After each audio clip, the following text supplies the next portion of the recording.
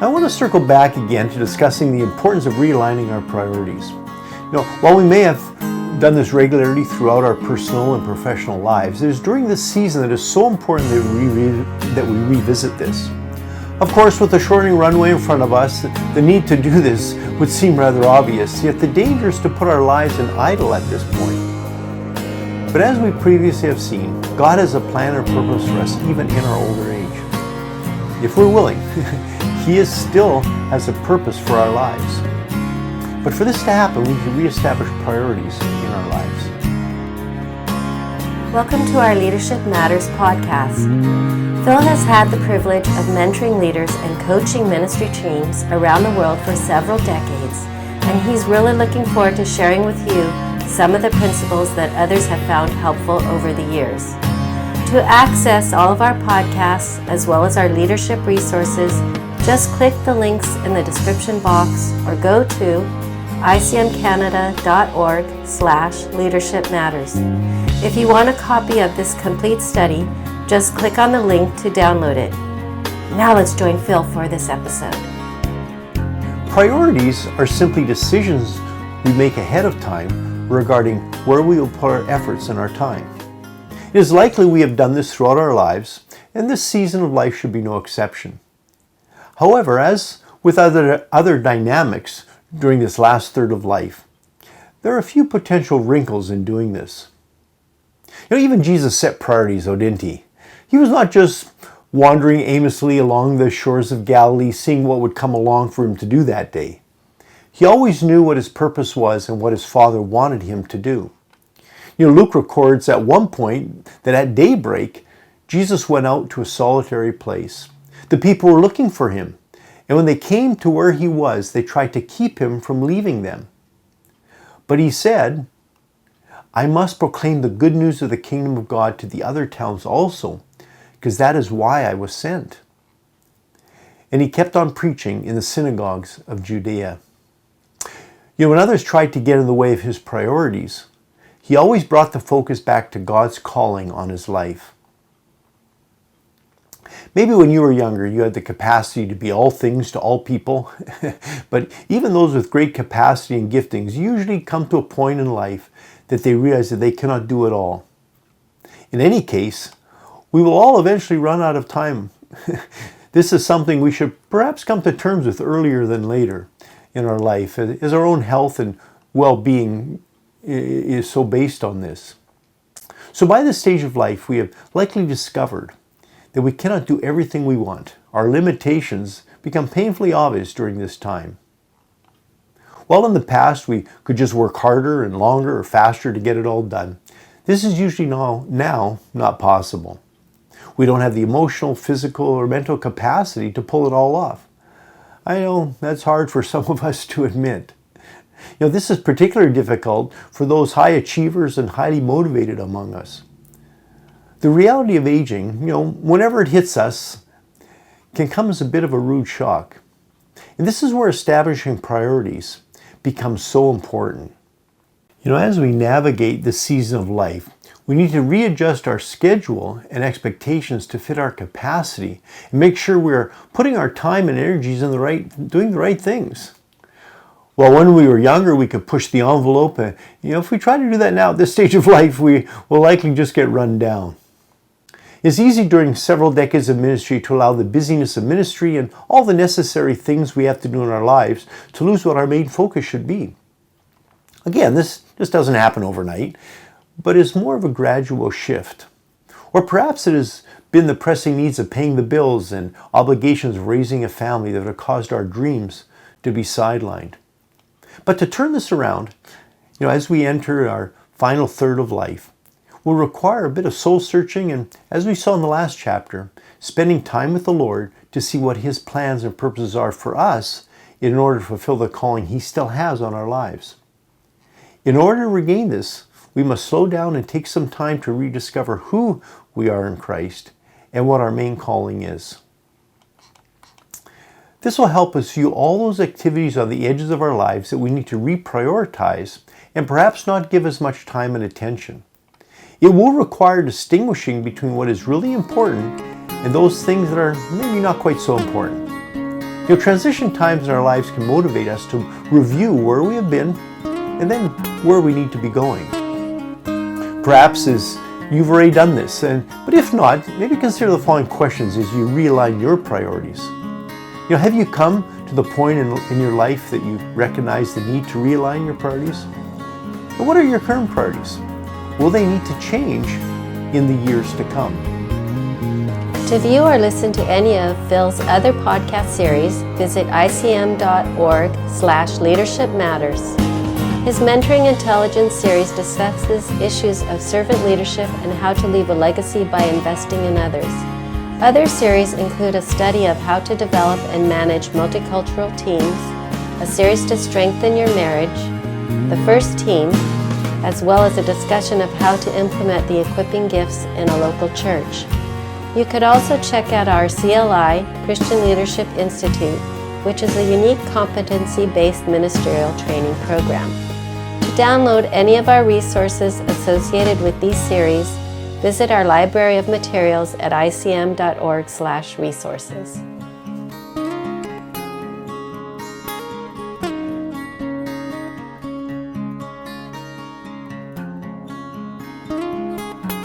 After Peter denied Jesus 3 times, he did what most of us do when life takes a turn we did not see coming.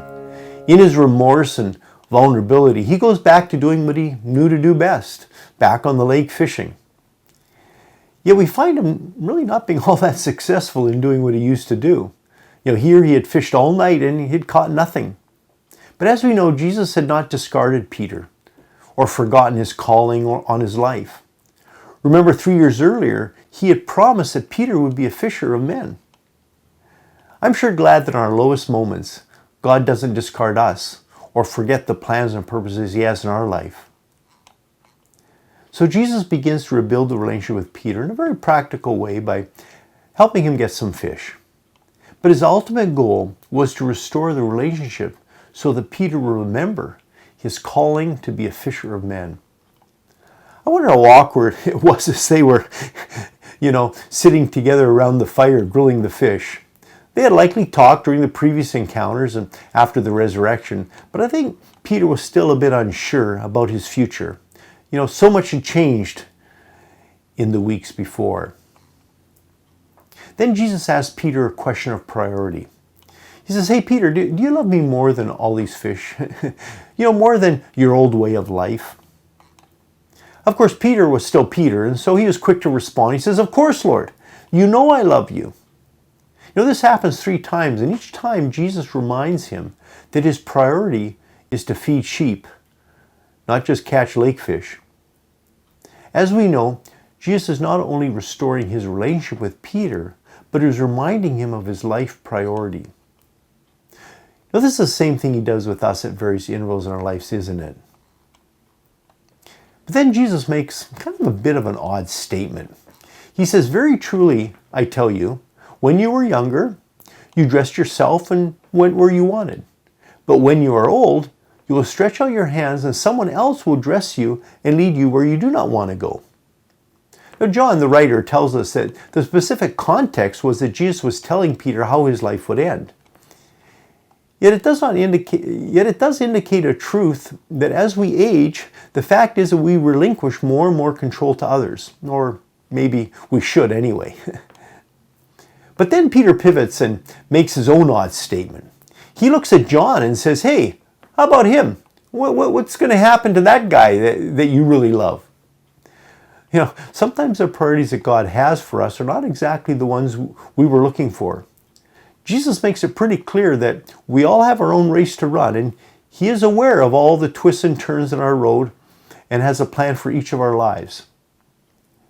That is what is to be our focus, what he wants us to do in our lives, not what he's doing in someone else's life. As we have previously discussed, during the season of life, it will become increasingly necessary to allow others to do things that we may have always done ourselves.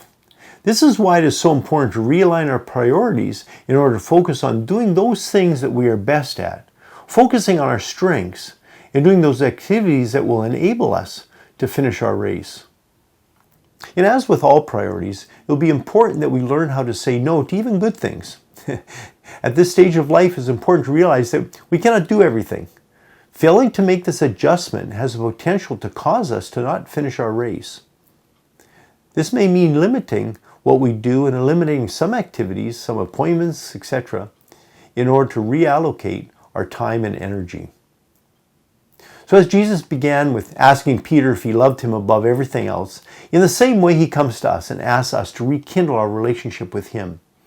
In spite of life's twists and turns and even our failures, God is always seeking to renew our relationship with him. And as we saw in the last episode, it just requires us to move towards him and experience the warmth of that relationship again. As Peter, it is at this inflection point that we need to rely on God's strength and presence to give us new peace and grace to finish the race. Only this daily centeredness really will enable us to focus on our core values and our priorities. It's during this time that we also need to recommit to serving and sharing life with those who share our values. Like Peter, Jesus asked if we truly love him, and if so, strengthen others. Or in his words, feed my sheep. More than any other season in our life, we will need to limit the amount of time we spend with those that drain life and energy from us. Practically, this may mean downsizing or eliminating those things in our lives that can drain us of our time and energy. This can include some relationships, but also it is important to look at the material things in our lives and perhaps those things that require so much maintenance and upkeep that they may not be really worth the effort at this stage of life. The irony is that at this time of life, we may be able to financially afford more than we need or even have the time and energy to maintain. On a very practical side, to maintain our health during this season, it is important that we intentionally do recreational activities, such as walks or maybe with our spouse even, or taking time to do a hobby. Not just during special times of the year or on the weekend, but regularly throughout the week. In other words, taking the time to pump the brakes and striving to always being productive. While this is so important throughout life, during this season it is crucial. Though it may be difficult to shift these priorities for us, in particular if we've never developed these disciplines during previous seasons of our life. In addition to reconsidering our priorities then in order to adjusting the pace that we're living life at, we may also need to evaluate how much time we invest with our digital devices and the screens in our life.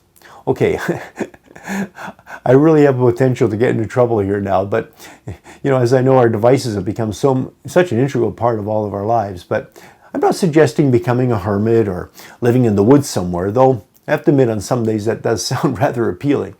But rather, if we limit our media time, we maybe would discover that spiritually and emotionally we'd become healthier in the longer run. I'm here suggesting that we may need to take an inventory of our time to see if our devices are taking up too much of our lives. Studies have shown that people check their devices up to 1,000 times a day, which I know that's hard to believe. In order to finish the calling God has on our lives, we may have to learn to discipline of shutting the screens off and realigning our priorities so that we can finish the race that God has called us to run. So as we conclude this episode, what practical steps do you need to take in order to realign your priorities? Now, how will this affect your daily schedule, your daily life, your weekly schedule, or your other activities? In this third section of our series, episodes 9 to 13, we've been looking at ways to regain meaning, hope, and spirituality in our lives. In this episode, we then discover the need to realign our priorities. And the next time in our final episode of this section, we're going to discuss the importance of renewing our relationships during this season of our lives. As always, I hope you'll be able to join me for that. Thank you for listening to Leadership Matters. If this has been helpful, please remember to like, subscribe, and share us. Doing this will enable others to benefit from this material as well. And remember, if you would like to have your own copy of this study, just click on the link in the description box, and for any of our other leadership resources, go to our website, icmcanada.org/resources.